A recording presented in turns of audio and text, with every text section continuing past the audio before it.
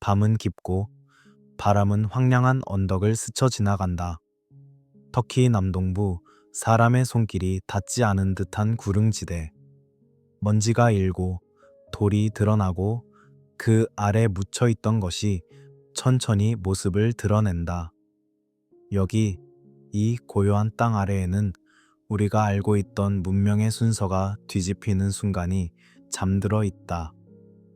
괴베클리 테페. 벨리의 배꼽이라는 뜻을 가진 이 이름은 사실 그곳이 세상의 중심처럼 느껴졌기 때문일지도 모른다. 하지만 그 중심은 우리가 상상하는 방식과는 달랐다. 도시도 없었고, 농경도 없었고, 왕도 없었다. 그저 돌이 있었다. 거대한 T자 형태의 기둥들이 원을 그리며 서 있었고, 그 위에는 동물들이 새겨져 있었다.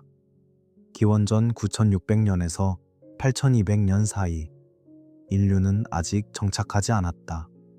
씨앗을 뿌리고 수확을 기다리는 농부도 없었고, 성벽으로 둘러싸인 도시도 없었다. 그런데 이곳에는 이미 신전이 있었다. 수백 명, 어쩌면 수천 명의 사람이 모여 거대한 돌을 옮기고 깎고 세웠다. 무엇을 위해, 누구를 위해? 우리는 오랫동안 믿어왔다. 문명은 순서가 있다고.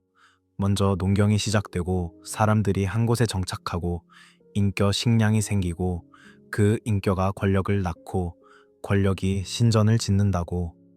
하지만 괴베클리 테페는 그 순서를 거꾸로 뒤집는다. 신전이 먼저 있었다. 사람들은 아직 집도 없이 계절을 따라 이동하며 살았지만 그들은 이미 무언가를 함께 믿고 있었다. 그리고 그 믿음은 돌로 새겨질 만큼 강렬했다. T자 기둥들은 높이 5미터가 넘는 것도 있다. 무게는 수십 톤. 그 돌들은 멀리서 옮겨졌고 정밀하게 다듬어졌다. 기둥의 표면에는 동물들이 조각되어 있다. 여우, 뱀, 정갈, 새, 멧돼지, 가젤.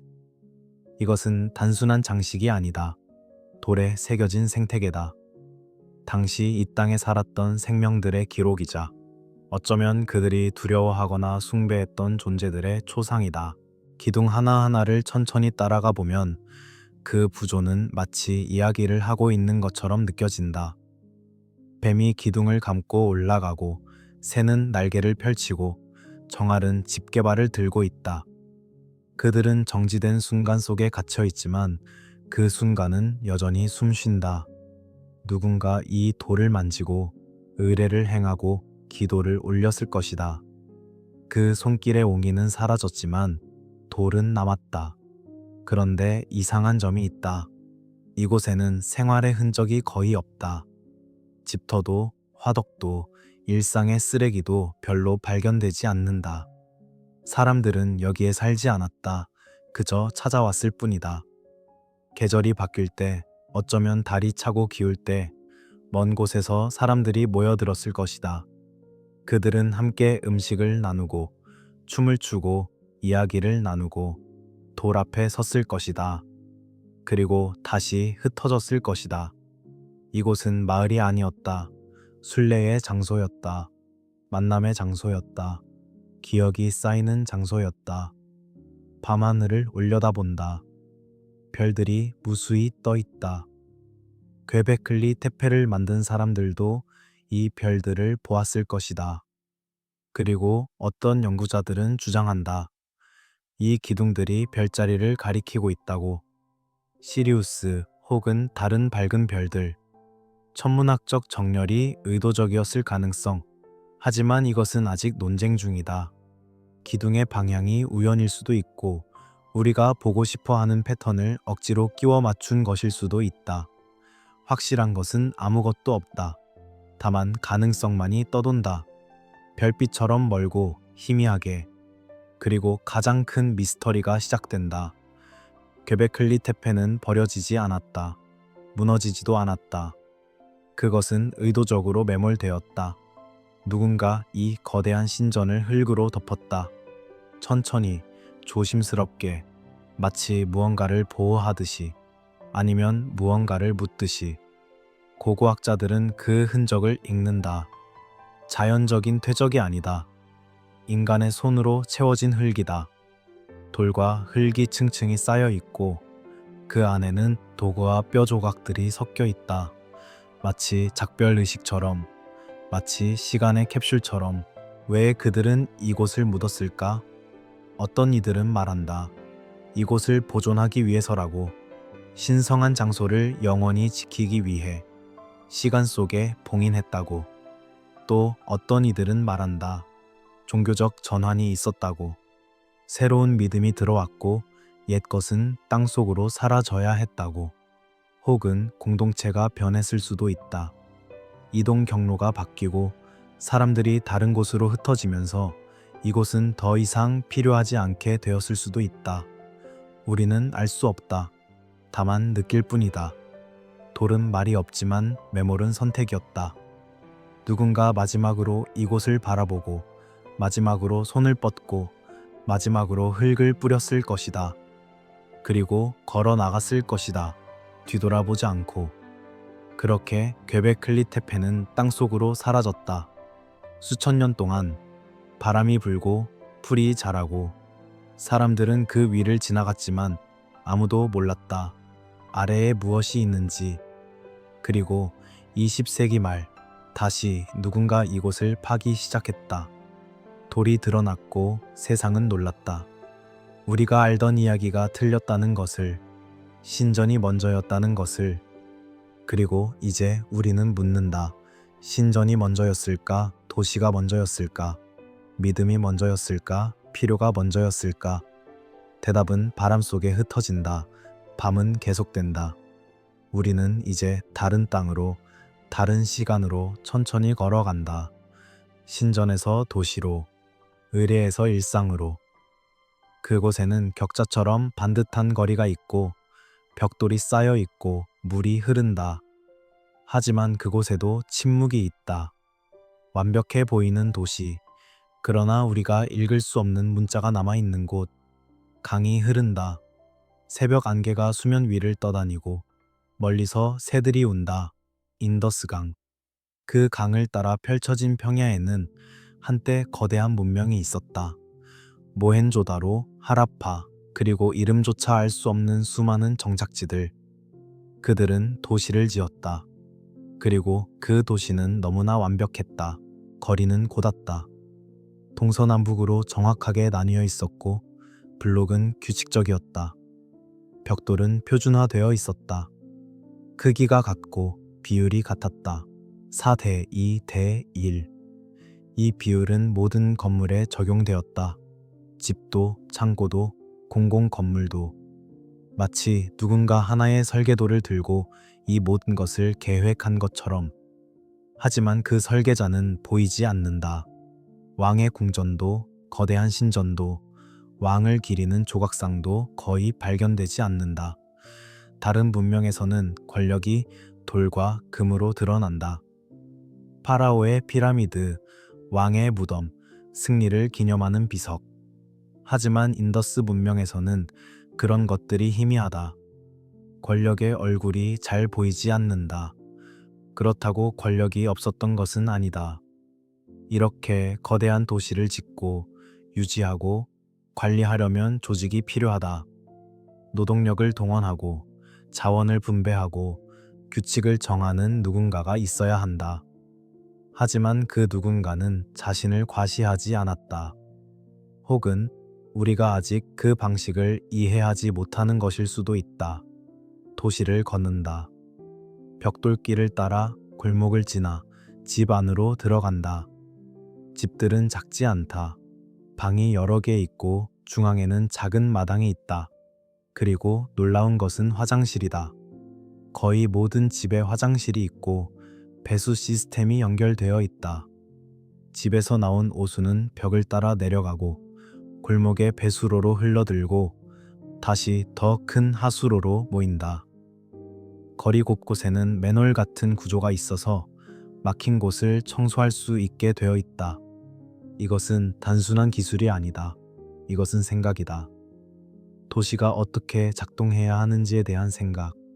사람들이 어떻게 함께 살아야 하는지에 대한 합의, 청결, 질서, 공공의 이익, 이런 개념들이 벽돌과 물길 속에 새겨져 있다. 그리고 도량형도 표준화되어 있다. 무게를 재는 추들이 발견되는데 그 비율은 정확하다. 1, 2, 4, 8, 16, 32. 배수 관계가 명확하다. 멀리 떨어진 도시들에서 발견되는 추들도 같은 체계를 따른다. 이것은 무엇을 의미하는가? 교역이 활발했다는 것, 그리고 그 교역에는 공통의 규칙이 있었다는 것, 신뢰가 있었다는 것, 인장도 발견된다. 작은 돌이나 테라코타로 만든 인장, 그 위에는 동물이 새겨져 있다. 웹불 황소, 코끼리, 호랑이, 그리고 그 옆에는 기호들이 있다. 짧은 선들, 도형들, 반복되는 패턴들. 이것이 인더스 문자다. 우리는 그것을 읽을 수 없다. 수십 년 동안 학자들이 시도했다. 언어학자, 고고학자, 수학자, 컴퓨터 과학자. 모두가 이 기호들을 풀려고 했다. 어떤 이는 드라비데오와 연결하려 했고, 어떤 이는 산스크리트어를 시도했고, 어떤 이는 수메르 문자와 비교했다. 하지만 아무도 성공하지 못했다. 문제는 텍스트가 너무 짧다는 것이다. 대부분의 인장에는 고작 5개에서 10개 정도의 기호만 새겨져 있다. 긴 비문도, 왕의 기록도, 종교 경전도 없다. 그러니 맥락을 알 수 없다. 이것이 언어인지, 단순한 상징인지, 소유를 표시하는 기호인지조차 확실하지 않다. 어떤 학자들은 주장한다. 이것은 완전한 문자 체계가 아니라고. 그저 상인들이 사용하던 표기 체계일 뿐이라고. 화물의 종류, 소유자, 목적지를 나타내는 실용적인 기호라고. 하지만 다른 학자들은 반박한다. 기호의 조합이 규칙적이고 반복 패턴이 있으며 문법 같은 구조가 보인다고. 이것은 분명 언어라고. 우리는 그저 침묵 속에 서 있을 뿐이다. 인장을 손에 들고 기호를 바라보고 그것이 무엇을 말하고 있는지 상상할 뿐이다. 누군가의 이름일까? 신의 이름일까? 기도일까? 주문일까? 그저 이 한가리는 내 것이다 라는 표시일까? 문자는 남았지만 목소리는 사라졌다. 기록은 있지만 이야기는 들리지 않는다. 이것이 인더스 문명의 첫 번째 미스터리다. 그리고 두 번째 미스터리는 더 깊다. 이 문명은 왜 사라졌는가? 기원전 1900년경 어떤 일이 일어났다. 도시들이 쇠퇴하기 시작했다. 사람들이 떠났다. 건물이 방치되었다. 거리는 텅 비었다. 그런데 이상한 점이 있다. 폭력의 흔적이 거의 없다. 전쟁으로 파괴된 흔적, 불탄 건물, 대규모 학살의 증거. 이런 것들이 거의 발견되지 않는다. 물론 몇몇 유골에서는 폭력의 흔적이 보인다. 머리에 상처가 있거나 갑작스럽게 쓰러진 자세로 발견되거나. 하지만 그것은 도시 전체의 파괴를 설명하기에는 부족하다. 침략자가 있었다면 그들의 흔적은 어디에 있는가? 새로운 도자기 양식, 새로운 건축 방식, 새로운 무기. 이런 것들이 보이지 않는다. 그렇다면 다른 가능성을 생각해야 한다. 환경이다. 기후가 변했다. 몬순이 약해졌다. 비가 줄어들었다. 강이 말라갔다. 인더스 문명은 물에 의존했다. 농업은 강의 범람에 의존했고 교역은 강을 따라 이루어졌다. 물이 줄어들면 모든 것이 흔들린다. 수확이 줄고 식량이 부족해지고 사람들은 불안해진다. 갈등이 생기고 질서가 무너진다. 그리고 강 자체가 변했을 가능성도 있다. 인더스 강의 지류 중 하나인 사라스와티 강은 완전히 사라졌다. 한때 거대한 강이었지만 지금은 계절적으로만 물이 흐르는 말라붙은 하천이다. 지질학적 변화, 지진, 퇴적물의 이동, 이런 것들이 강의 흐름을 바꾸었고 도시들은 물을 잃었다. 최근 연구들은 4.2킬로년 사건을 이야기한다. 기원전 2200년경에 일어난 전 지구적 기후 변동, 오래 지속된 가뭄, 건조화. 이것은 단지 인더스 문명만의 문제가 아니었다. 중동에서도, 이집트에서도, 중국에서도 같은 시기에 문명들이 흔들렸다. 하지만 이것도 단순한 대답은 아니다. 기후 변화는 느렸다.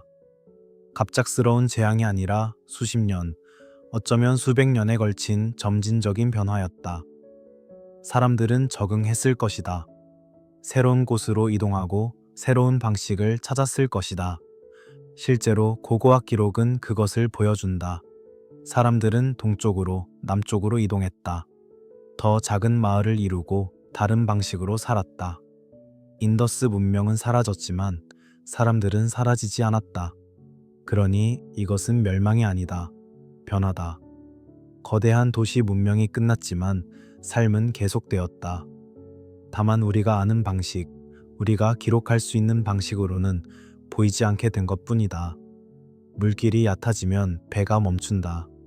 시장이 조용해진다. 상인들은 다른 길을 찾는다. 장인들은 도구를 챙긴다. 아이들은 부모의 손을 잡고 걷는다. 집은 비어 있다. 문은 열려 있다. 바람이 들어와 먼지를 날린다. 벽돌은 그대로지만 사람은 없다. 그리고 시간이 흐른다. 벽돌은 무너지고 흙이 쌓이고 풀이 자란다. 강은 다른 곳으로 흐르고 언덕은 평평해진다. 도시는 땅 속으로 가라앉는다. 천천히, 조용히. 19세기 영국인들이 철도를 건설하다가 이곳에서 벽돌을 발견했다. 오래된 벽돌, 잘 구워진 벽돌. 그들은 그것을 캐서 철도 노반에 깔았다. 수천 년 된 도시가 기차길이 되었다. 그리고 한참 뒤에야 누군가 깨달았다. 여기에는 문명이 묻혀 있다고. 발굴이 시작되었다. 거리가 드러났고 집이 드러났고 인장이 나왔고 문자가 나왔다. 세상은 놀랐다. 이집트나 메소포타미아 못지않은 문명이 있었다는 것을. 하지만 우리는 여전히 그들의 이름을 모른다. 그들이 스스로를 뭐라고 불렀는지, 왕이 누구였는지, 어떤 신을 믿었는지. 침묵이 가장 큰 유산이다. 문자는 남았지만 읽히지 않는다. 그 침묵을 안고 우리는 다시 걷는다. 이번에는 강을 건너, 대륙을 건너, 또 다른 강으로. 미시시피.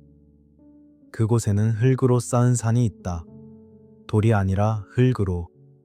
그리고 그 산을 쌓은 사람들은 돌아오지 않았다.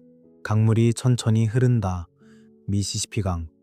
새벽 안개가 평야를 덮고 들풀 사이로 무언가 솟아있다. 언덕처럼 보이지만 언덕이 아니다. 너무 반듯하고 너무 규칙적이다. 이것은 마운드다. 흙으로 쌓은 인공 언덕. 그리고 이것은 하나가 아니다. 수십 개, 수백 개가 평야에 흩어져 있다.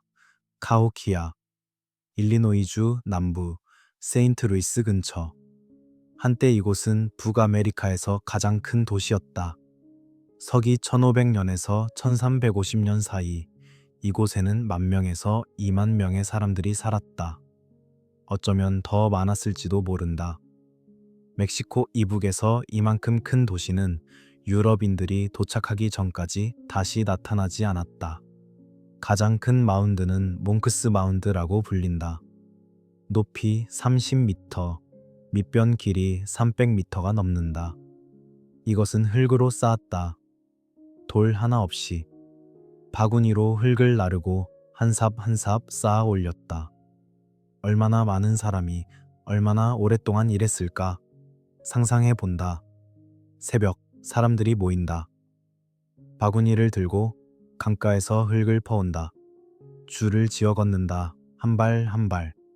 마운드에 도착하면 흙을 붓고 다시 내려온다. 다시 강으로, 다시 마운드로. 하루가 가고 계절이 바뀌고 세대가 바뀐다. 그리고 마운드는 천천히 자란다. 왜 이런 일을 했을까? 무엇을 위해? 마운드 위에는 건물이 있었을 것이다. 지도자의 집, 신전, 의례 공간. 거기서 내려다보면 도시 전체가 보였을 것이다. 광장, 주거지역, 다른 마운드들, 그리고 사람들, 움직이는 사람들, 일하는 사람들, 교역하는 사람들. 카오키아는 교역의 중심이었다. 멀리 오데오 지역에서는 구리가 들어왔고, 걸프만에서는 조개 껍데기가 왔고, 로키 산맥에서는 흑요석이 왔다. 이것은 고립된 마을이 아니었다. 네트워크의 중심이었다. 정보가 모이고 물자가 모이고 사람들이 모였다. 그리고 그들은 하늘을 보았다. 카오키아에는 우드헨지라고 불리는 구조가 있다. 큰 나무 기둥들을 원형으로 세운 것. 영국의 스톤헨지를 연상시켜서 붙여진 이름이지만 이것은 돌이 아니라 나무였다. 이제는 기둥들이 썩어 없어졌지만 그 자리가 발견되었고 정확한 위치가 밝혀졌다. 기둥들의 배치를 연구한 결과 이것은 달력이었다는 것이 확인되었다. 특정 기둥과 마운드를 연결하는 선은 하지와 동지의 일출 지점을 가리킨다. 춘분과 추분도 표시되어 있다. 이것은 단순한 관찰이 아니다. 세대를 거쳐 축적된 지식이다. 하늘을 세는 방법, 시간을 조직하는 방법, 계절을 아는 것은 권력이다. 언제 씨를 뿌리고, 언제 수확하고, 언제 의뢰를 행할지 결정하는 것, 그리고 그 결정은 공동체 전체의 삶을 좌우한다. 하늘을 읽는 사람은 시간을 소유한다. 하지만 카오키아에는 어두운 층도 있다. 몇몇 마운드에서는 집단 매장이 발견되었다. 한 무덤에서는 50명이 넘는 젊은 여성들이 함께 묻혀 있었다. 다른 무덤에서는 목이 잘린 사람들이 나왔다. 희생 의례의 흔적일 가능성이 높다. 이것을 어떻게 받아들여야 할까? 잔인함으로, 광기로, 아니면 당시의 논리로? 당시 사람들에게 죽음은 끝이 아니었을 것이다. 전환이었을 것이다. 지도자가 죽으면 그를 따라가는 이들이 있었다.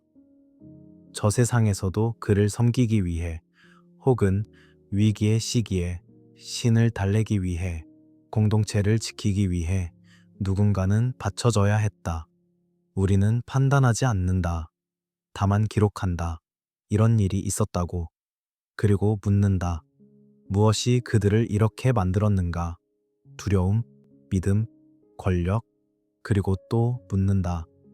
이 모든 것이 왜 끝났는가? 카오키아는 1350년경에 버려졌다. 사람들이 떠났다. 왜? 여러 가설이 있다. 첫째, 환경 압박. 수만 명이 한 곳에 모여 살면 자원이 고갈된다. 나무를 베어내고 사냥감을 잡아들이고 땅을 지치게 한다. 카오키아 주변의 숲은 대부분 사라졌다. 땔감도 부족했고 건축 자재도 부족했다. 토양도 피폐해졌다. 수확이 줄어들었을 것이다. 둘째, 기후 변동. 나무 나이테 연구에 따르면 13세기 중반에 가뭄이 여러 차례 있었다. 미시시피강 유역의 강수량이 줄어들었고 홍수와 가뭄이 반복되었다. 불안정한 기후는 불안정한 사회를 만든다. 셋째, 정치적 긴장. 도시가 커질수록 통제는 어려워진다. 권력의 정점에 있는 이들과 아래에 있는 이들 사이의 간극이 벌어진다. 불만이 쌓이고 갈등이 생긴다. 어쩌면 내부에서 무너졌을 수도 있다. 그런데 가장 이상한 점은 이것이다. 사람들이 떠난 뒤 아무도 돌아오지 않았다. 카오키아는 그대로 버려졌다.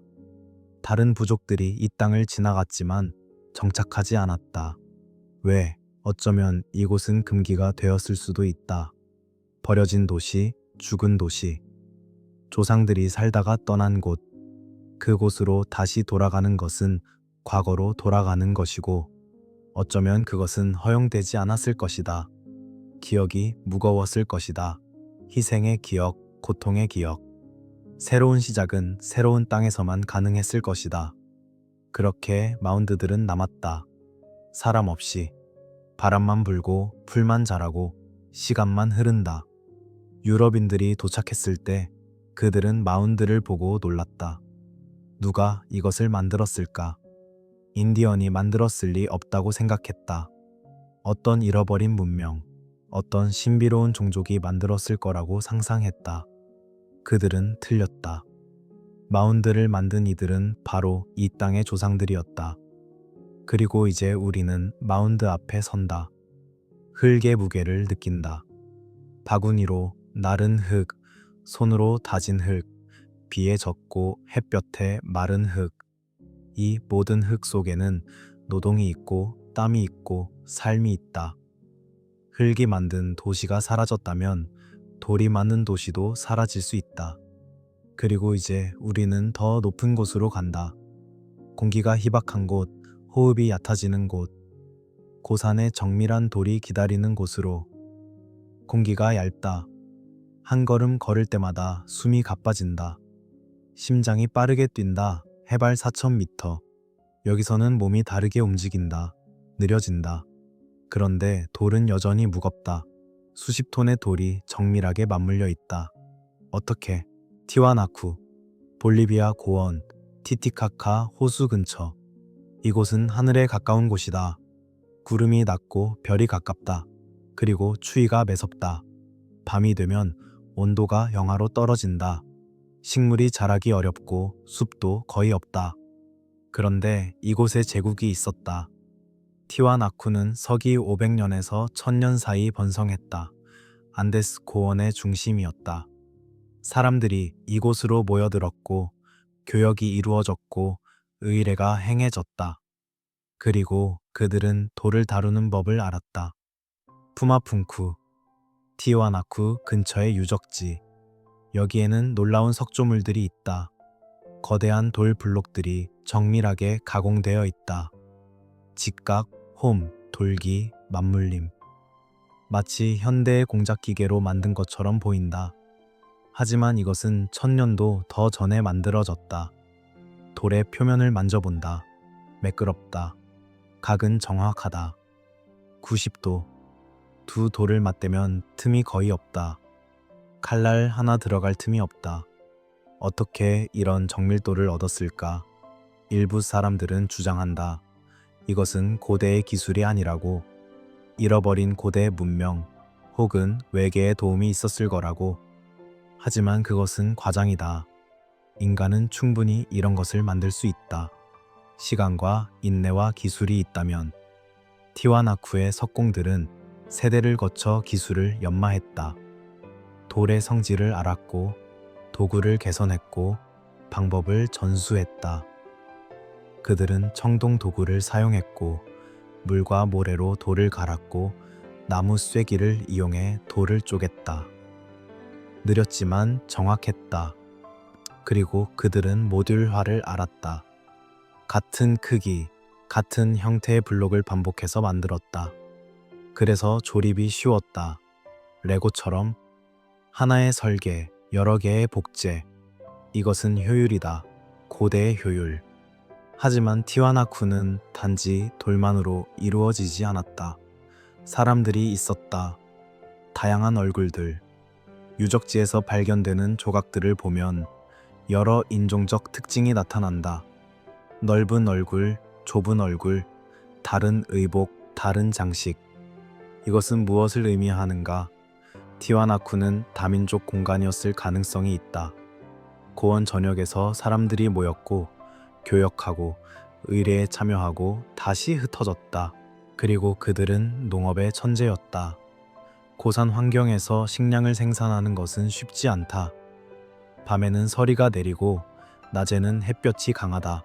토양은 척박하다. 그런데 티와나쿠 주변에는 레이즈드 필즈라는 독특한 농경지가 있었다. 이것은 인공적으로 쌓아 올린 밭이다. 흙을 쌓아 높이를 만들고 그 사이에 물기를 판다. 물은 낮 동안 햇볕을 받아 따뜻해지고 밤에는 그 열을 방출해 주변 온도를 올린다. 그래서 서리 피해를 줄일 수 있다. 물은 또한 습도를 유지하고 영양분을 공급한다. 이것은 단순한 밭이 아니다. 생태계를 설계한 것이다. 이 기술은 효과적이었다. 현대의 실험에서도 레이즈드 필드는 일반 밭보다 수확량이 훨씬 높았다. 하지만 이것은 유지 관리가 필요하다. 물기를 청소하고 흙을 보충하고 시스템을 작동시켜야 한다. 노동이 필요하다. 조직이 필요하다. 그리고 어느 순간 그 조직이 흔들렸다. 서기 천년경 티와나쿠는 쇠퇴하기 시작했다. 왜? 기후다. 나무 나이테와 빙하 코어 연구에 따르면 이 시기에 장기 가뭄이 있었다. 티티카카 호수의 수위가 낮아졌다. 물이 줄어들면 레이즈드 필즈가 작동하지 않는다. 수확이 줄어든다. 사람들이 배고파진다. 정치적 긴장도 있었을 것이다. 식량이 부족하면 갈등이 생긴다. 누가 먼저 먹는가? 누가 권력을 가지는가? 신뢰가 무너진다. 교역 네트워크가 약해진다. 사람들이 흩어진다. 그리고 티와나쿠는 조용히 사라졌다. 폭발적인 붕괴가 아니라 느린 쇠퇴였다. 건물은 버려졌고 의뢰는 중단되었고 사람들은 다른 곳으로 갔다. 기술은 남았지만 재현하는 손은 남지 않았다. 오늘날 푸마풍쿠의 돌들은 흩어져 있다. 어떤 것은 제자리에 있고 어떤 것은 쓰러져 있고 어떤 것은 사라졌다. 스페인 정복자들이 가져가서 다른 건물을 짓는 데 사용했다. 식민지 시대의 교회, 관공서, 고대의 돌이 새로운 권력의 기초가 되었다. 하지만 돌은 여전히 말한다. 정밀도로, 무게로. 이곳에는 제국이 있었다고. 하늘에 가까운 제국이. 공기가 얇은 곳에서 숨을 고른다. 그리고 내려온다. 이제 바다로 간다. 파도가 있는 곳, 궁전이 있는 곳, 그리고 불이 있었던 곳. 파도 소리가 들린다. 크레타의 해안. 지중해 햇살이 따뜻하고 바람은 부드럽다. 궁전의 복도를 걷는다. 벽에는 프레스코아가 그려져 있다. 푸른색, 붉은색, 황금색. 돌고래가 헤엄치고 백합이 피고 사람들이 춤을 춘다. 이곳은 미노아의 땅이다. 크노소스. 미노아 문명의 중심. 거대한 궁전 복합체. 방이 수백 개이고 복도가 미로처럼 얽혀 있다. 창고가 있고 작업장이 있고 의뢰 공간이 있다. 이것은 왕의 집이지만 동시에 도시의 심장이다. 궁전을 걸으면서 빛의 변화를 느낀다. 어떤 방은 어둡고 어떤 방은 밝다. 창문이 있고 천창이 있고 빛이 조절된다. 건축가들은 빛을 알았다.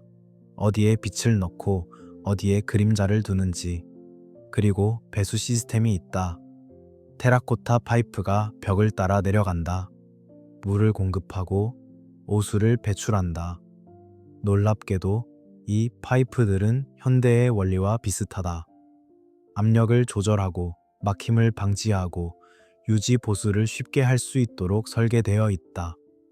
미노아인들은 바다 사람들이었다. 배를 타고 지중해 전역을 돌아다녔다.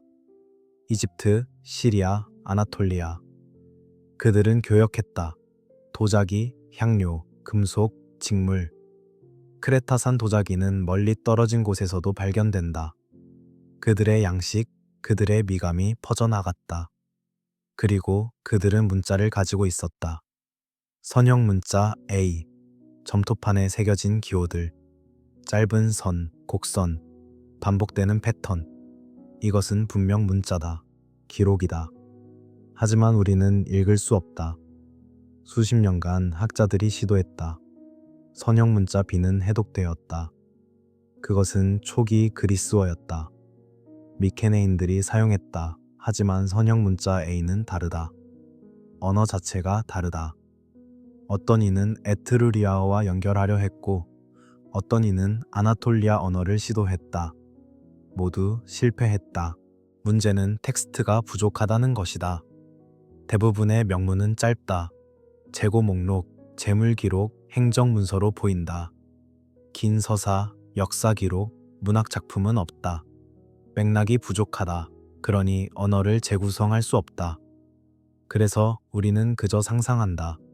이 기호들이 무엇을 말하고 있을까? 누구의 이름일까? 어떤 신에게 바치는 기도일까? 얼마나 많은 항아리가 창고에 있다는 기록일까? 침묵이 답이다. 그리고 또 다른 미스터리가 있다. 미노아 문명은 왜 끝났는가? 기원전 1450년경 크노소스와 다른 궁전들이 파괴되었다. 불에 탔다. 벽이 무너졌다. 사람들이 사라졌다. 무슨 일이 있었는가? 가장 유명한 가설은 산토리니 분화다. 크레타 북쪽 약 100km 떨어진 섬, 테라, 오늘날의 산토리니. 기원전 1600년경 이 섬에서 거대한 화산 폭발이 있었다. 역사상 가장 큰 폭발 중 하나다. 화산재가 하늘을 덮었고 쓰나미가 바다를 휩쓸었다. 이 재앙이 미노아 문명을 파괴했을 것이라는 가설이 오랫동안 받아들여졌다. 쓰나미가 해안 도시들을 쓸어갔고 화산재가 농경지를 덮었고 하늘이 어두워졌고 기후가 변했다. 그래서 문명이 무너졌다고. 하지만 문제가 있다. 연대가 맞지 않는다. 산토리니 분화는 기원전 1600년경이고 크노소스 궁전의 최종 파괴는 기원전 1450년경이다. 약 150년의 시차가 있다. 물론 분화가 장기적 영향을 미쳤을 수는 있다. 환경 스트레스, 경제 붕괴, 사회 불안. 하지만 직접적인 파괴는 아니다. 그렇다면 다른 원인을 봐야 한다. 미케네인들, 그리스 본토에서 온 사람들. 그들은 전사 문화를 가지고 있었다. 무기, 요새, 전쟁. 그들이 크레타를 침략했을 가능성이 있다. 실제로 기원전 1450년 이후 크노소스에서는 선형 문자 비가 나타난다. 그리스어다. 미케네인들이 권력을 잡았다는 증거다. 그들이 궁전을 불태웠을까? 아니면 다른 방식으로 권력을 차지했을까? 확실한 것은 없다. 고고학은 파편만 준다. 불탄 층, 무너진 벽, 버려진 도구. 이것들을 조합해서 이야기를 만들지만 이야기는 여러 가지일 수 있다. 어쩌면 복합적이었을 것이다. 산토리니 분화가 경제를 약화시켰고 내부 갈등이 생겼고 미케네인들이 개입했고 마지막에는 불이 났다. 여러 원인이 겹쳐서 천천히 혹은 갑자기 무너졌다. 그리고 미노아의 목소리는 사라졌다. 선형 문자 A는 더 이상 사용되지 않았다. 언어가 바뀌었다. 문화가 바뀌었다. 정체성이 바뀌었다. 하지만 벽화는 남았다. 돌고래는 여전히 헤엄치고 백합은 여전히 핀다. 색은 바래지 않았다. 3000년이 지났지만 여전히 아름답다. 프레스코화를 보면 슬픔이 느껴진다. 이렇게 아름다운 것을 만든 사람들이 더 이상 자신의 이름으로 말하지 못한다는 것이.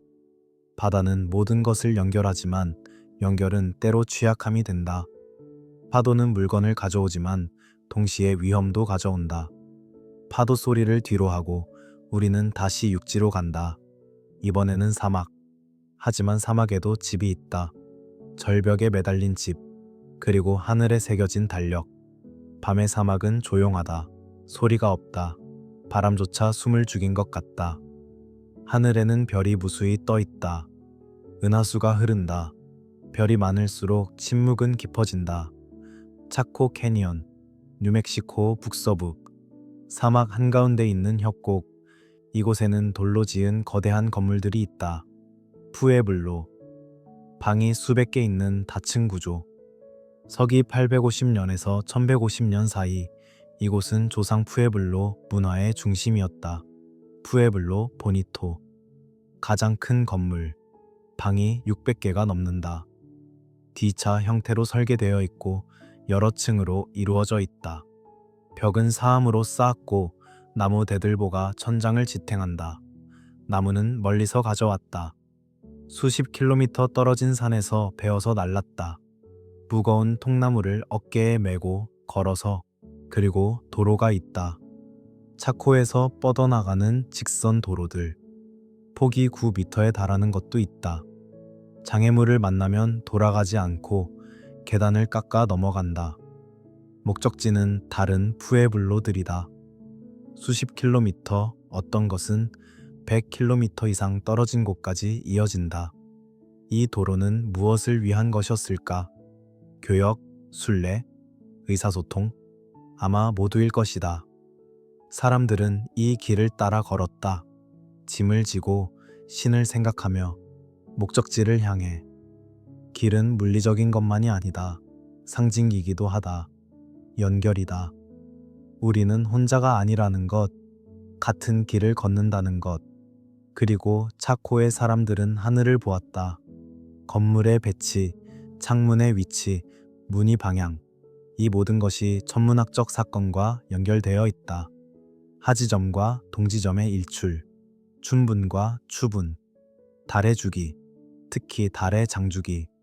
달의 궤도는 18.6년마다 변한다. 이것을 관찰하려면 세대를 거쳐야 한다. 할아버지가 보고 아버지가 기록하고 아들이 확인한다. 이것은 단순한 호기심이 아니다. 신념이다. 하늘은 질서가 있고 우리는 그 질서의 일부라는 믿음. 파하다 부테라는 곳이 있다. 절벽에 새겨진 나선형 암각화. 하지 젊고 햇빛이 바위 틈 사이로 비스듬히 들어와 나선의 중심을 관통한다. 한 해에 한 번, 정확히 그 순간. 이것은 우연이 아니다. 의도다. 시간을 표시하는 방법, 신성한 순간을 포착하는 방법. 하지만 차코에도 어두운 면이 있다. 몇몇 유적에서는 인육을 먹은 흔적이 발견되었다. 뼈가 깨져 있고 구워진 흔적이 있고 골수가 추출되었다. 이것은 무엇을 의미하는가? 식인풍습, 극단적 위기, 의례, 아니면 전쟁의 결과. 우리는 판단하지 않는다. 다만 관찰한다. 어떤 상황이 사람을 이렇게까지 몰아갈 수 있는가? 기아, 가뭄, 공포, 그리고 묻는다. 이것이 붕괴의 원인이었을까? 아니면 결과였을까? 기원전 1150년경 차코는 버려졌다. 사람들이 떠났다. 왜? 가뭄이다. 나무나이테 연구회에 따르면 1130년대부터 50년 이상 지속된 대가뭄이 있었다. 비가 오지 않았다. 옥수수가 자라지 않았다. 저수, 시설이 말랐다.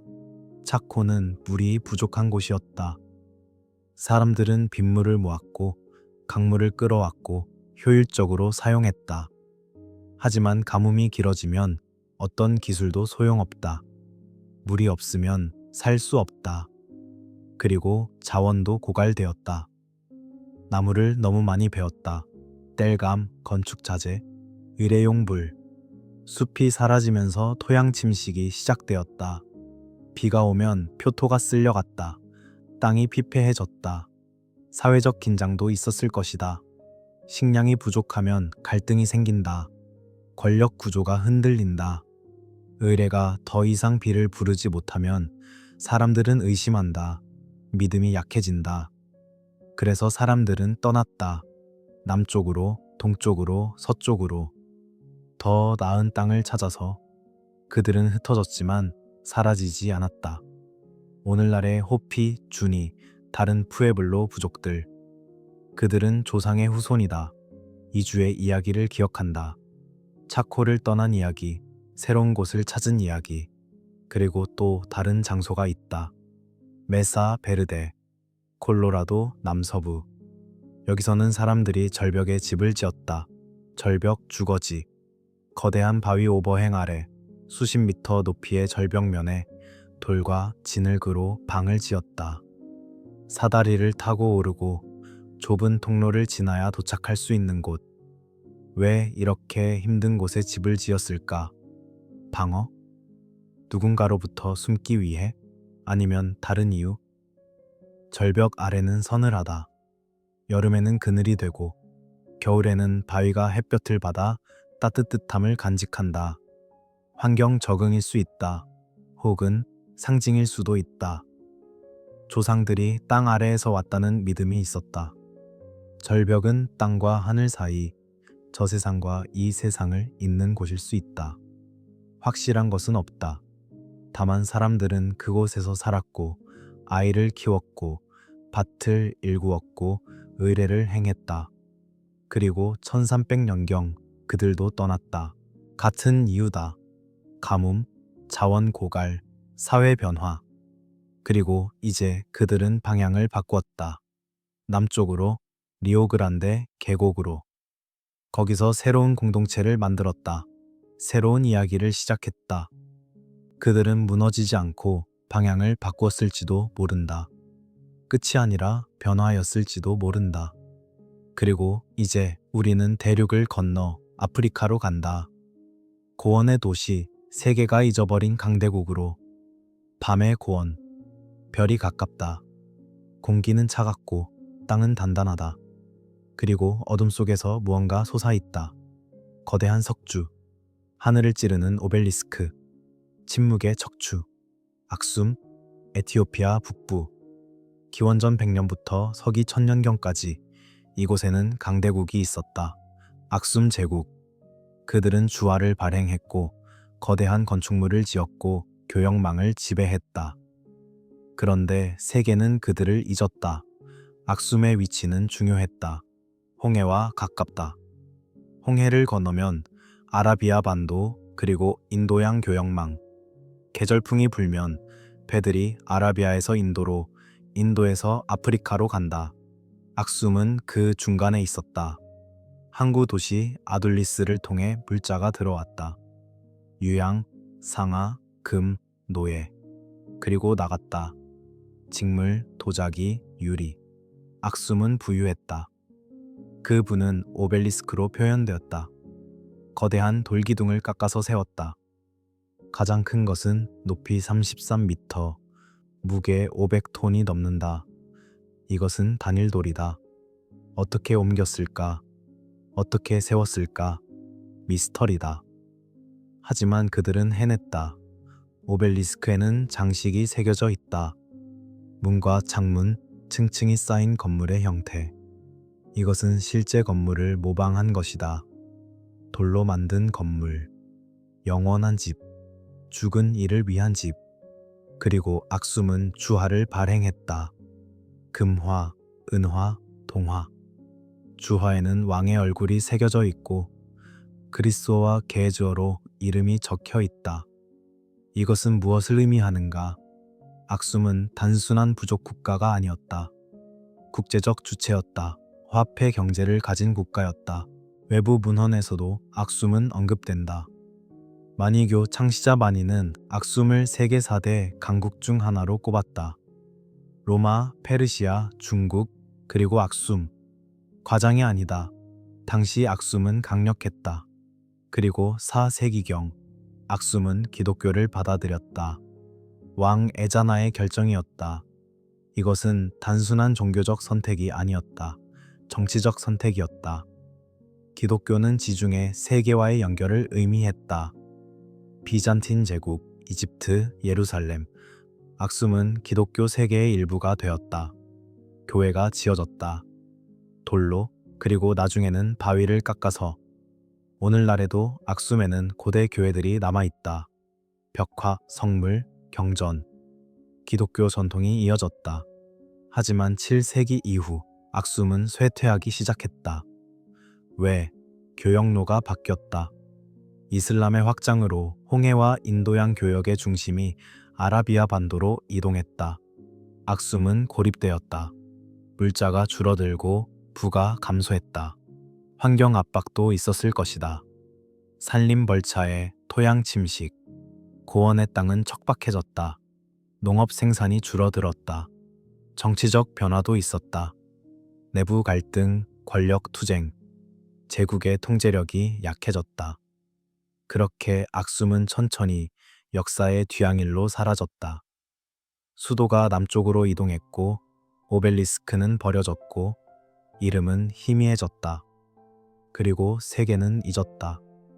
유럽의 역사가들은 아프리카에 위대한 문명이 있었다는 것을 믿지 않았다. 오벨리스크를 보고도 주화를 보고도 그것을 부정했다. 어떤 이는 사바 여왕의 전설로 설명하려 했고 어떤 이는 외부인이 만들었을 거라고 주장했다. 하지만 진실은 분명하다. 악숨은 실제했다. 강대국이었다. 그리고 그들의 후손은 여전히 그곳에 살고 있다. 에티오피아 정교회는 악숨의 유산을 간직한다. 언어, 의례, 신앙. 가장 큰 미스터리는 이것이다. 왜 세계는 악숨을 잊었는가? 기록의 단절, 편향된 서술, 식민시대의 무지. 어쩌면 우리는 보고 싶은 것만 보기 때문일지도 모른다. 문명의 중심은 항상 서쪽에 있다고 생각한다. 그리스, 로마, 유럽. 하지만 동쪽에도 남쪽에도 문명은 있었다. 다만 우리가 외면했을 뿐이다. 돌은 남았고 기록은 사라졌다. 남는 것과 사라지는 것의 순서를 다시 생각한다. 그리고 이제 우리는 또 다른 땅으로 간다. 태평양 연안, 사막과 바다가 만나는 곳. 거기에는 토기 없이, 무기 없이 도시를 만든 사람들이 있었다. 모래가 부드럽다. 바람이 불면 형태가 바뀐다. 하지만 모래 위에도 돌이 있다. 피라미드처럼 쌓인 돌. 페루 북부 해안, 건조한 땅. 그곳에 노르테 치코가 있다. 가라. 노르테 치코 문명의 중심지 중 하나.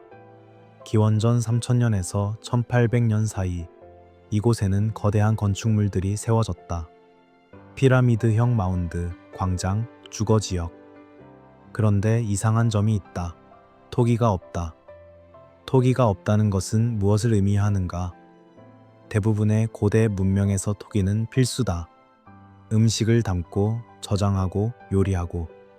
하지만 노르테 치코에서는 토기가 거의 발견되지 않는다. 대신 무엇을 사용했을까? 바구니, 직물. 그들은 짜는 기술이 뛰어났다. 면화를 재배했고, 그물을 만들었고, 가방을 만들었다. 유기물은 썩기 쉽지만 건조한 페루 해안에서는 보존되었다. 고고학자들은 정교하게 짠 직물, 염색된 실, 복잡한 패턴을 발견했다. 그리고 또 다른 특징, 무기가 보이지 않는다. 전투무기, 방어시설, 폭력의 흔적이 거의 없다. 물론 이것이 폭력이 전혀 없었다는 의미는 아니다. 다만 고고학적으로 두드러지지 않는다는 것이다. 그렇다면 이들은 어떻게 조직되었을까? 왕, 군대, 강제? 어쩌면 다른 방식이었을지도 모른다. 협력, 교환, 의뢰. 노르테 치코는 해양 자원과 내륙 자원의 교환에 기반했다. 해안에서는 물고기, 조개, 해초. 내륙에서는 면화, 과일, 야채. 서로 필요했다. 그래서 교환했다. 그물은 면으로 만들었고 면은 내륙에서 왔다. 물고기는 그물로 잡았고 물고기는 해안에서 왔다. 순환이다. 상호 의존이다. 이것이 복잡 사회를 만들었을지도 모른다. 칼이 아니라 그물로. 그리고 의뢰가 있었다. 칼에는 원형 광장이 여러 개 있다. 사람들이 모였던 곳. 음악이 연주되고 춤이 추어지고 의뢰가 행해졌을 것이다. 악기도 발견되었다. 플루트, 나팔. 뼈와 조개로 만든. 의뢰는 공동체를 묶는다. 함께 노래하고 함께 춤추고 함께 믿는다. 그것이 사회를 만든다. 강제가 아니라 공유로. 하지만 노르테 치코도 사라졌다. 기원전 1800년경 유적지들이 버려졌다. 왜? 기후다. 엘니뇨. 태평양의 수온 변화가 해류를 바꾸고 해류는 물고기의 이동을 바꾸고 물고기가 사라지면 사람들도 떠난다. 그리고 강유량도 변했다. 내륙의 농업은 강물에 의존했다. 가뭄이 오면 수확이 줄어든다. 교환할 것이 없으면 교환 시스템이 무너진다. 사람들은 흩어졌다. 다른 곳으로 이동했다. 새로운 방식을 찾았다. 그리고 나중에는 토기를 만들기 시작했다. 새로운 문화가 나타났다. 변화였다. 노르테 치코는 가장 오래된 아메리카 문명 중 하나다. 이집트 피라미드와 거의 같은 시기에 이곳에서도 피라미드가 세워졌다. 그런데 오랫동안 알려지지 않았다. 20세기 말에야 본격적으로 연구되기 시작했다. 왜? 토기가 없어서. 고고학자들은 토기로 연대를 측정한다. 토기가 없으니 연대를 알 수 없었다. 그래서 간과되었다. 하지만 방사성탄소 연대 측정이 발전하면서 진실이 드러났다. 이곳은 매우 오래되었다고. 도시는 반드시 칼로 세워지지 않는다. 그리고 반드시 칼로 무너지지도 않는다. 때로는 교환이 도시를 만들고 교환의 중단이 도시를 텅 비게 한다. 조용한 붕괴, 폭력 없는 끝, 그리고 이제 우리는 다시 사막으로 간다. 하지만 이번에는 다른 사막, 붉은 바위, 좁은 협곡, 그곳에는 물의 마법사들이 있었다. 사막의 밤, 침묵, 별들이 쏟아진다. 붉은 사암 절벽이 어둠 속에서도 희미하게 빛난다. 멀리서 낙타 방울소리, 그리고 바람, 페트라, 요르단 남부, 붉은 바위를 깎아 만든 도시, 나바테아인들의 수도. 기원전 4세기부터 서기 2세기까지 이곳은 번성했다. 페트라는 건축의 도시가 아니다. 조각의 도시다. 건물을 짓지 않고 바위를 깎았다. 파사드, 무덤, 신전, 모두 절벽에서 꺼낸 것처럼 보인다. 빛이 바뀔 때마다 색이 바뀐다. 아침에는 장밋빛, 정교에는 황금빛, 저녁에는 혈빛. 하지만 페트라의 진짜 마법은 물이다. 사막에서 물은 생명이다. 나바테아인들은 물의 마법사였다. 페트라 주변은 건조하다. 비는 거의 오지 않는다. 하지만 비가 올 때 그들은 모든 물방울을 잡았다. 빗물을 모으는 시스템, 저수조, 수로, 파이프. 도시 전체가 물을 관리하도록 설계되었다. 수로는 절벽을 따라 새겨졌다. 경사를 정밀하게 계산해서 물이 흐르도록. 너무 가파르면 침식되고 너무 완만하면 고인다. 그들은 알았다. 정확한 각도를. 저수조는 바위를 깎아 만들었다. 크고 깊다. 비가 올 때 물을 담아두고 건기에 사용한다. 물은 생명이지만 동시에 권력이다. 물을 통제하는 자가 도시를 통제한다. 그리고 나바테아인들은 길을 알았다. 사막의 길, 어디에 물이 있는지, 어디에 오아시스가 있는지. 그들은 카라반을 이끌었다. 아라비아에서 지중해로, 인도에서 로마로, 유향, 모략, 향료, 비단. 귀한 물건들이 낙타 등에 실려 페트라를 지나갔다. 그들은 세금을 받았다. 안전을 제공하고 물을 제공하고 휴식을 제공했다. 그 대가로 부를 얻었다. 페트라는 교역의 중개지였다. 사막의 관문이었다. 나바테아인들은 아랍계였다. 유목민 출신이었다. 하지만 그들은 정착했고 도시를 만들었고 왕국을 세웠다. 그들의 언어는 아람어였다. 문자는 나바테아 문자. 이것은 나중에 아랍 문자의 조상이 되었다. 그리고 그들은 로마와 관계를 맺었다. 때로는 동맹, 때로는 긴장. 로마는 강력했고 나바테아는 조심스러웠다. 협력하되 독립을 유지하려 했다. 하지만 서기 106년 로마 황제 트라야누스가 나바테아를 병합했다. 전쟁 없이. 그저 행정적 편입. 나바테아는 로마의 속주가 되었다. 아라비아 페트라이아. 이것이 곧 끝을 의미하지는 않았다. 페트라는 계속 번성했다. 로마 시대에도 건물이 지어졌고 교역이 이어졌다. 하지만 천천히 변했다. 교역로가 바뀌었다. 로마는 이집트와 홍해를 통한 직접 교역을 선호했다. 페트라를 거치지 않고. 중개 무역의 이익이 줄어들었다. 그리고 지진이 있었다. 여러 차례. 건물이 무너지고 수로가 파괴되었다. 복구되었지만 완전하지 않았다. 4세기 이후 페트라는 쇠퇴했다. 기독교 시대가 되었고 교회가 세워졌다. 하지만 도시의 중심성은 잃었다. 사람들이 떠나기 시작했다. 7세기 이슬람이 확산되었다. 페트라는 변방이 되었다. 십자군 시대에 잠시 성체가 세워졌지만 그것도 오래가지 않았다. 그리고 페트라는 사라졌다. 기억에서. 서양 세계에서는 전설로만 남았다. 잃어버린 도시. 19세기 스위스 탐험가가 다시 발견했다. 세상은 놀랐다. 이런 것이 있었다니. 하지만 나바테아인들은 이미 없었다. 그들의 후손은 어디에 있는가? 흩어졌다. 동화되었다. 아랍 부족들에 섞였다. 언어가 바뀌고 정체성이 바뀌었다.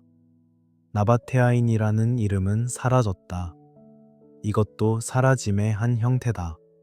폭력적 멸망이 아니라 조용한 융합. 이름이 지워지고 흔적만 남는다. 누군가의 후손이지만 누구도 그 이름으로 살지 않는다. 도시는 남아도 우리라는 이름은 남지 않을 수 있다. 그리고 이제 마지막 장소로 간다. 정글 속 거대 도시, 물로 지은 제국, 열대의 새벽. 안개가 정글을 감싼다. 새들이 운다. 원숭이들이 나뭇가지를 흔든다. 그리고 안개 속에서 무언가 드러난다. 거대한 돌탑, 얼굴이 새겨진 탑, 앙코르, 캄보디아 북서부. 12세기 이곳에는 세계에서 가장 큰 도시 중 하나가 있었다. 앙코르, 크메르 제국의 수도. 인구는 100만 명에 달했을 것으로 추정된다. 당시 런던이나 파리보다 컸다. 앙코르 와트, 가장 유명한 사원. 하지만 이것은 단순한 사원이 아니다. 도시의 심장이다. 왕의 무덤이자 신의 집이자 권력의 상징이다. 힌두 우주론을 돌로 표현한 것이다. 중앙의 탑은 메루산, 세계의 중심. 해자는 바다. 회랑은 세계의 경계. 그리고 앙코르 톰, 왕의 도시.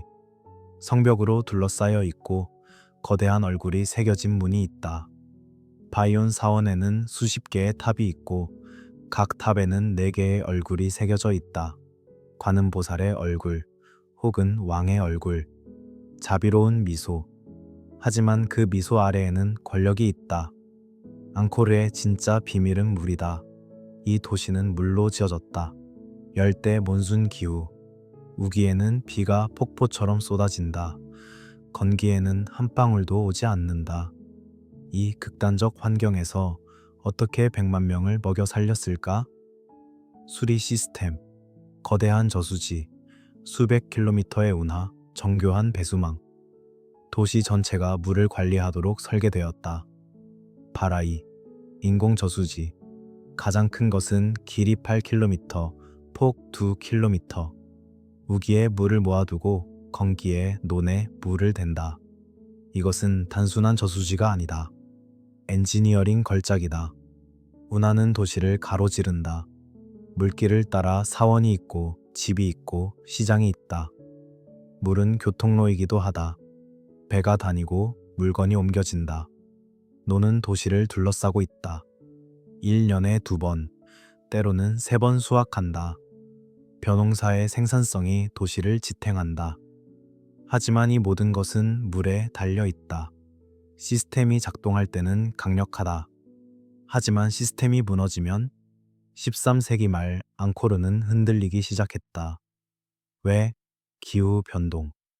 나무 나이테와 기후 모델 연구에 따르면 14세기에 극심한 가뭄과 폭우가 반복되었다. 몬순이 불규칙해졌다. 어떤 해는 비가 너무 적고 어떤 해는 너무 많았다. 가뭄이 오면 저수지가 마른다. 논에 물을 댈 수 없다. 수확이 줄어든다. 폭우가 오면 홍수가 난다. 제방이 무너진다. 수로가 막힌다. 퇴적물이 쌓인다. 수리 시스템은 유지 보수가 필요하다. 끊임없이 파내고 수리하고 관리해야 한다. 노동력이 필요하다. 조직이 필요하다. 하지만 기후가 불안정하면 생산이 줄고 세금이 줄고 노동력이 부족해진다. 악순환이다. 그리고 정치적 압박도 있었다. 태국의 아유타야 왕국이 강력해졌다. 여러 차례 앙코르를 침공했다. 전쟁은 자원을 소모한다. 사람을 죽이고 재물을 빼앗는다. 15세기 중반 크메르 왕조는 수도를 옮겼다. 앙코르에서 남쪽으로 프놈펜으로. 왜? 안전, 교역, 새로운 시작. 확실한 것은 앙코르가 버려졌다는 것이다. 사람들이 떠났다. 수리 시스템이 방치되었다. 물길이 막히고 저수지가 말랐다. 정글이 들어왔다. 나무가 자라고 뿌리가 돌을 뚫고 덩굴이 벽을 감싼다. 자연이 도시를 재점유한다. 천천히, 하지만 멈추지 않고. 앙코르 와트는 완전히 버려지지는 않았다. 불교 승려들이 계속 사용했다. 하지만 도시로서의 앙코르는 끝났다. 정글 속 폐허가 되었다. 19세기 프랑스 탐험가들이 다시 발견했다. 세상은 놀랐다. 이런 거대한 것이 정글에 숨어 있었다니. 하지만 크메르인들은 알고 있었다. 조상의 땅이라는 것을. 다만 돌아가지 않았을 뿐이다. 왜 돌아가지 않았을까? 기억이 무거웠을까? 새로운 시작이 필요했을까? 아니면 정글이 너무 강했을까? 물로 지은 도시는 물 때문에 무너질 수 있다. 복잡한 시스템은 강력하지만 취약하다. 한 부분이 고장나면 전체가 흔들린다. 밤이 깊어진다. 10개의 문명을 지나왔다. 돌과 흙, 물과 바람, 별과 하늘. 우리는 많은 것을 보았다. 무엇을 배웠는가? 첫째, 문자가 있어도 읽히지 않을 수 있다.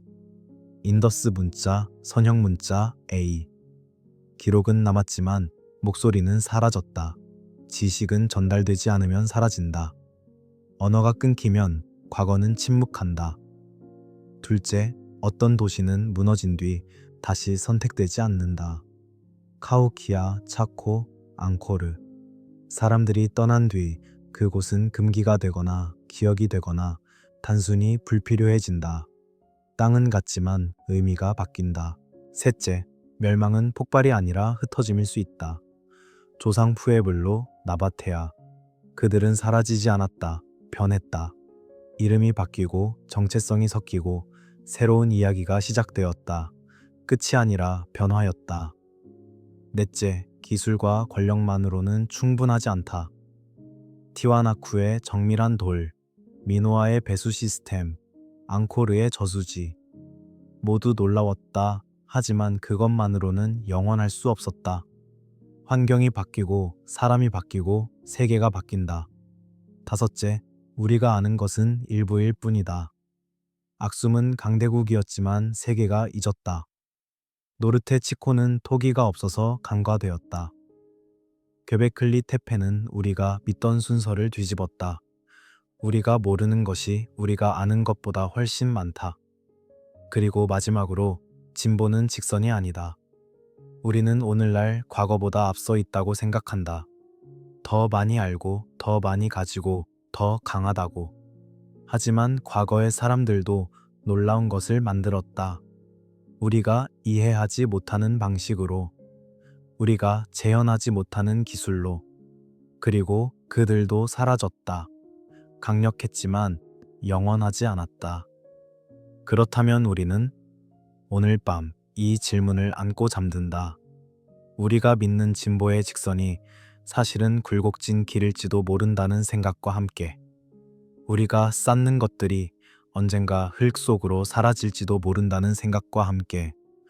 하지만 두렵지 않다. 왜냐하면 사라짐은 끝이 아니기 때문이다. 변화이기 때문이다. 돌은 남고 이야기는 전해지고 누군가는 기억한다. 괵베클리 테페의 돌은 여전히 서 있다. 인더스의 벽돌은 땅 속에 있다.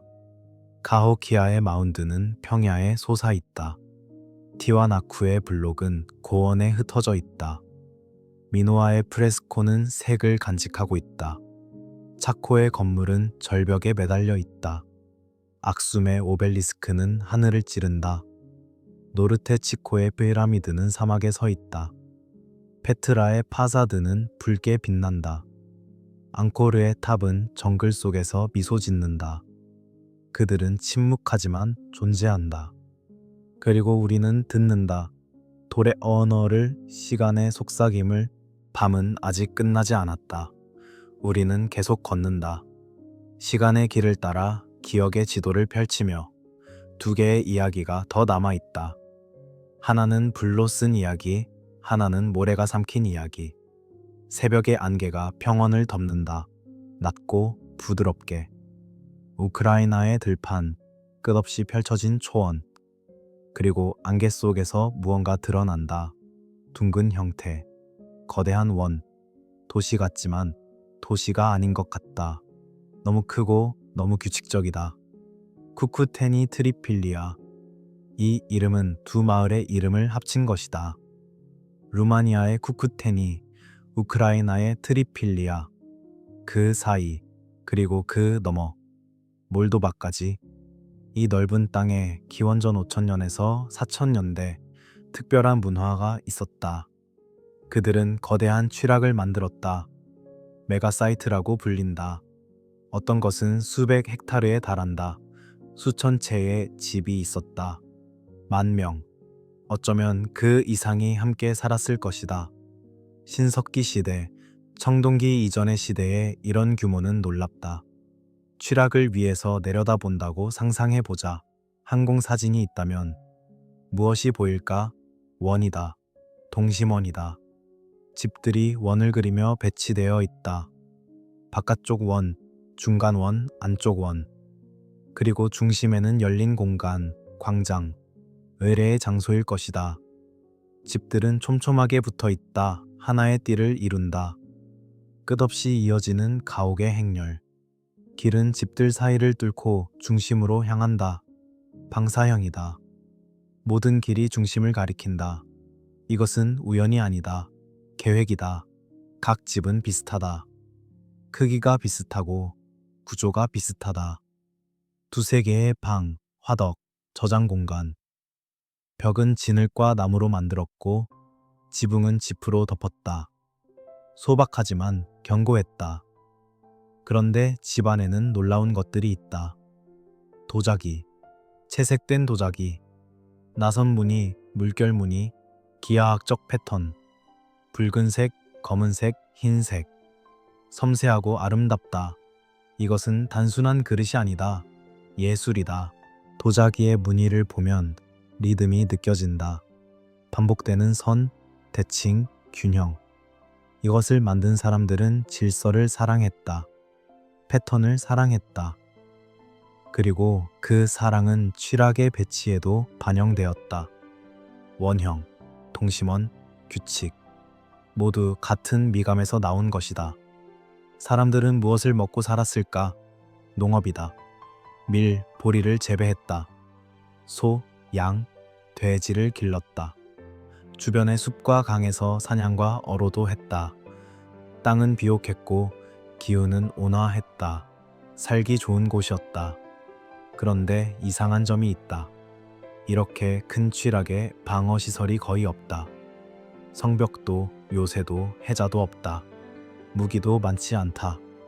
폭력의 흔적도 제한적이다. 이것은 무엇을 의미하는가? 평화로웠을까? 아니면 다른 방식으로 안전을 확보했을까? 어쩌면 이들의 안전은 규모 자체였을지도 모른다. 수천 명이 함께 사는 곳을 공격하기는 쉽지 않다. 혹은 이 지역에 아직 큰 갈등이 없었을 수도 있다. 자원이 충분하고 땅이 넓으면 싸울 이유가 적다. 하지만 가장 큰 미스터리는 이것이다. 그들은 왜 집을 태웠을까? 고고학자들이 발굴을 하면 불탄 집들이 나온다. 탄화된 나무, 구워진 진흙. 많은 취락에서 같은 패턴이 관찰된다. 집들이 동시에 혹은 짧은 시간 안에 불에 탔다. 이것은 사고가 아니다. 공격도 아니다. 의도적이다. 왜 그들은 자신의 집을 태웠을까? 여러 가설이 있다. 첫째, 재건을 위한 의뢰. 일정 시간이 지나면 집을 태우고 새로 짓는다. 오래된 것을 불로 정화하고 새 것으로 시작하는 것이다. 불은 끝이자 시작이다. 둘째, 실용적 이유. 해충, 질병, 더러움. 집에 오래 살면 이런 것들이 쌓인다. 불은 모든 것을 깨끗하게 만든다. 재는 또한 좋은 비료가 된다. 불 위에 새 집을 지으면 땅도 새로워진다. 셋째, 사회적 전환. 공동체의 변화, 권력의 교체, 세대의 전환. 이런 큰 사건이 있을 때 불로 과거를 닫고 미래를 여는 것이다. 상징적 행위. 확실한 것은 없다. 다만 흔적만 있다. 재층, 시간의 퇴적물. 한 층 위에 또 한 층. 불이 있고 재건이 있고 다시 불이 있다. 반복이다. 어쩌면 불은 파괴가 아니었다. 한 장을 넘기는 방식이었다. 책장처럼 한 시대가 끝나면 불로 그 페이지를 태운다. 그리고 새 페이지에 쓴다. 같은 장소에, 같은 형태로, 하지만 새롭게. 그렇다면 이들에게 영구성은 중요하지 않았을 것이다. 돌로 남기는 것, 영원히 서 있는 것, 이런 것들을 추구하지 않았다. 대신 순환을 받아들였다. 생성과 소멸, 건설과 해체, 계절처럼 기원전 3000년대 후반 이 거대 쥐락들이 사라지기 시작했다. 왜? 기후가 변했다. 건조해졌다. 농업이 어려워졌다. 그리고 생계 방식도 변화했다. 말의 가축화, 이동성의 증가. 사람들은 더 이상 한 곳에 오래 머물지 않았다. 그리고 주변에서 새로운 집단들이 나타났다. 청동기 문화들. 그들은 다른 방식으로 살았다. 더 작은 집단, 더 이동적인 삶, 더 많은 갈등. 쿠쿠테니 트리필리아의 평화로운 거대 취락은 더 이상 적합하지 않았다. 사람들은 흩어졌다. 더 작은 마을로, 다른 지역으로. 거대한 원형 도시들은 버려졌다. 불로 정리되고 땅으로 돌아갔다. 오늘날 들판을 걷다 보면 약간 솟은 언덕을 발견할 수 있다. 자연스러운 언덕처럼 보이지만 사실은 고대 취락의 흔적이다. 수천 년간 쌓인 흙과 재. 땅은 기억한다. 어쩌면 그들은 도시를 남기려 하지 않았다. 계절처럼 떠나려 했을 것이다. 불로 한 장을 닫고 다음 장소로 걸어갔을 것이다. 돌아보지 않고.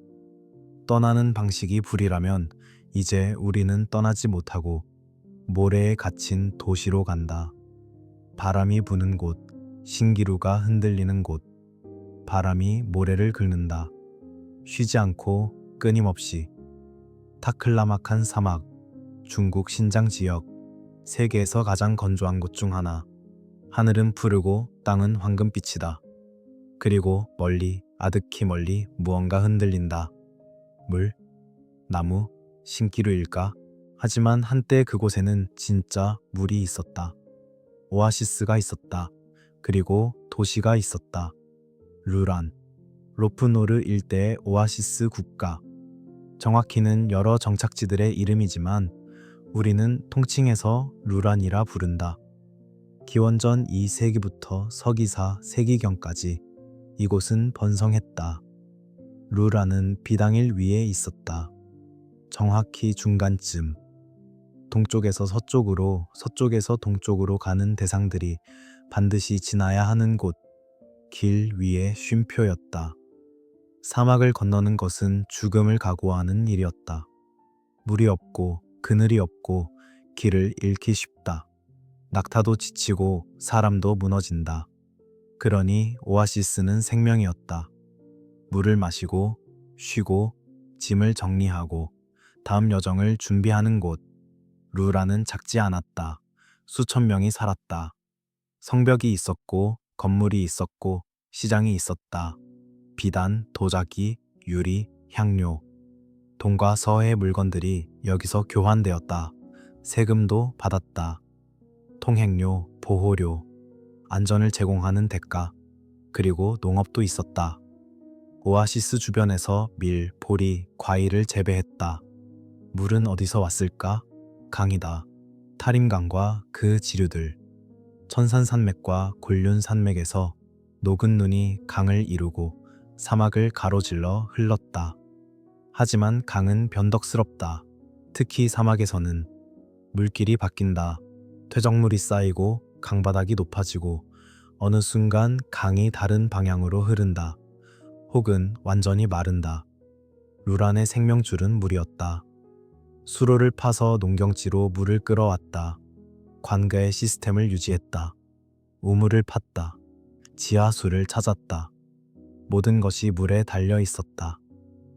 그런데 물길이 바뀌기 시작했다. 서기 3, 세기경부터 타림강이 남쪽으로 이동했다. 로프노르 호수도 줄어들었다. 오아시스가 약해졌다. 물이 줄어들면 농업이 줄어든다. 수확이 줄면 사람들이 떠난다. 사람이 줄면 교역도 줄어든다. 대상들은 다른 길을 찾는다.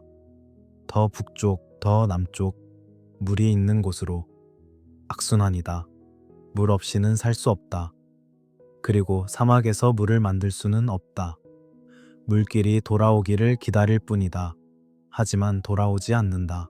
정치적 요인도 있었다. 중국 왕조들의 변화, 서역 지배력의 변동. 루라는 강대국들 사이에 끼어 있었다. 때로는 한나라의 영향 아래, 때로는 흉노의 압박 속에. 작은 오아시스 국가는 살아남기 위해 줄타기를 해야 했다. 하지만 결국 결정적인 것은 환경이었다. 물이 사라지면 정치도 무의미하다. 세금을 거둘 사람이 없고 지킬 도시가 없다. 서기사 세기 이후 루라는 버려졌다. 사람들이 떠났다. 문이 닫혔다. 거리는 텅 비었다. 바람만 불었다. 그리고 모래가 왔다. 천천히, 하지만 멈추지 않고. 모래는 집을 덮고 거리를 메우고 성벽을 묻었다. 도시는 모래 아래로 사라졌다. 하지만 사막은 파괴하지 않는다. 보존한다. 건조한 기후는 부패를 막는다. 나무가 썩지 않고 직물이 남고 종이가 보존된다. 20세기 탐험가들이 루란을 다시 발견했다. 스웬 헤딘, 아우렐 스타인. 그들은 모래 속에서 놀라운 것들을 찾았다. 집, 불상, 문서, 도구. 일상이 그대로 남아 있었다. 목간에 쓰인 글자들, 한자, 가로슈티 문자, 행정기록, 편지, 계약서, 삶의 조각들. 누군가 이것을 썼고 읽었고 보관했다. 그리고 떠났다. 갑자기. 집안에는 곡물이 남아 있었다. 항아리 속에. 먹지 못하고 떠난 것이다. 서둘렀을까? 아니면 돌아올 생각이었을까? 돌아오지 못했다. 옷감도 발견되었다. 비단, 모직. 색이 선명하다. 2000년이 지났지만 사막이 보관했다. 시간을 봉인했다. 이것이 사막의 미스터리다. 파괴하지 않고 덮어두는 방식으로 기억을 보관한다. 물이 있는 곳에서는 모든 것이 썩고 사라진다. 하지만 사막에서는 남는다. 마치 시간이 멈춘 것처럼. 루란의 사람들은 어디로 갔을까? 다른 오아시스로 이동했을 것이다. 둔왕, 투르판, 코탄. 물이 있는 곳으로. 그들은 사라지지 않았다. 다만 장소를 바꿨을 뿐이다. 오늘날 루란의 유적지는 여전히 사막 한가운데 있다. 방문하기 어렵다. 허가가 필요하고 여정이 험하다. 하지만 그것이 또한 유적을 보호한다. 사막이 지키고 거리가 막고 시간이 봉인한다. 물길이 도시를 살리고 죽인다. 강이 흐르면 오아시스가 생기고 도시가 선다. 강이 마르면 도시도 사라진다. 자연스러운 일이다. 슬프지만 필연적이다. 사막을 건너는 대상들은 여전히 루란을 이야기한다. 전설 속의 도시로. 한때 빛났지만 이제는 없는 곳. 모래가 삼킨 왕국. 하지만 완전히 사라진 것은 아니다. 땅 속에 있다. 모래 아래에 있다. 그리고 때때로 바람이 불면 모래가 조금 걷히고 무언가 드러난다. 벽의 모서리, 기둥의 일부, 도자기 조각. 사막은 말한다. 조용히, 천천히. 여기 도시가 있었다고.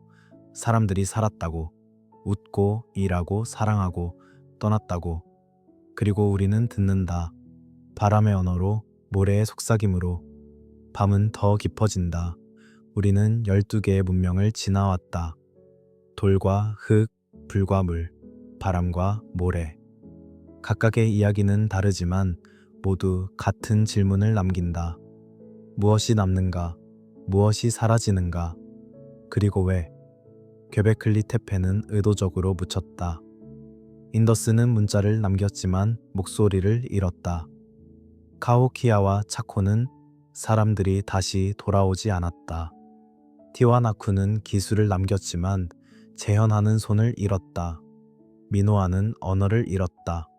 악숨은 세계의 기억에서 지워졌다.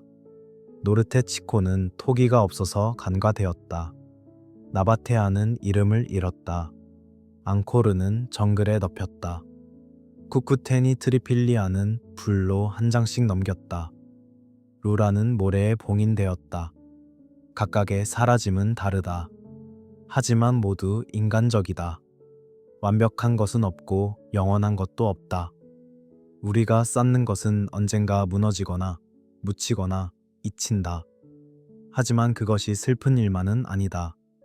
왜냐하면 사라짐은 새로운 시작을 가능하게 하기 때문이다. 쿠쿠테니 트리필리아가 불로 집을 태운 것처럼 끝은 또한 시작이다. 그리고 완전히 사라지는 것은 없다. 돌은 남고 씩은 남고 이야기는 전해진다. 우리가 이렇게 말하는 한 그들은 살아있다. 이제 진짜로 눈을 감을 시간이다. 호흡을 고른다. 천천히 들이마시고 천천히 내쉰다. 심장의 박동을 느낀다. 규칙적이고 고요하다. 우리는 긴 여행을 했다. 터키에서 인도로, 북아메리카에서 안데스로, 크레타에서 뉴멕시코로, 에티오피아에서 페루로, 요르단에서 캄보디아로, 우크라이나에서 중국 사막으로. 각 장소에서 우리는 서 있었다. 돌 앞에, 마운드 위에, 절벽 아래에, 사막 한가운데에. 그리고 느꼈다. 시간의 무게를, 침묵의 깊이를, 기억의 온기를. 이 모든 장소는 질문한다. 너희는 어떻게 살 것인가? 무엇을 남길 것인가? 어떻게 떠날 것인가? 우리는 아직 대답을 모른다. 하지만 질문을 안고 살아간다. 그것만으로도 충분하다. 꿈속에서 우리는 계속 걸을 것이다. 잊힌 거리를, 버려진 광장을, 모래 아래 도시를. 그리고 거기서 우리는 배울 것이다. 과거에서, 침묵에서, 돌의 언어에서. 잘 자라, 방랑자여. 꿈에서 만나자. 고대의 불빛 아래에서, 사막의 별 아래에서. 그리고 아침에 깨어나면 이 이야기들을 기억하라. 문명은 사라지지만 이야기는 남는다. 그리고 이야기는 우리를 연결한다. 과거와 현재를, 돌과 별을, 침묵과 목소리를. 이 여정이 의미 있었다면, 우리와 함께 더 깊은 역사 속으로 들어가고 싶다면 구독 버튼을 눌러달라. 그리고 후원을 통해 우리를 지원한다면 더 많은 잊힌 이야기들을, 더 많은 침묵하는 돌들의 목소리를 먼저 들을 수 있을 것이다. 우리는 계속할 것이다. 밤의 리듬에 맞춰 시간의 속도로. 조용히 걷고 천천히 듣고 깊이 느끼며 편히 쉬라. 그리고 꿈꾸라. 과거는 멀지 않다. 우리 안에 있다. 좋은 밤 되길. 그리고 좋은 꿈 꾸길.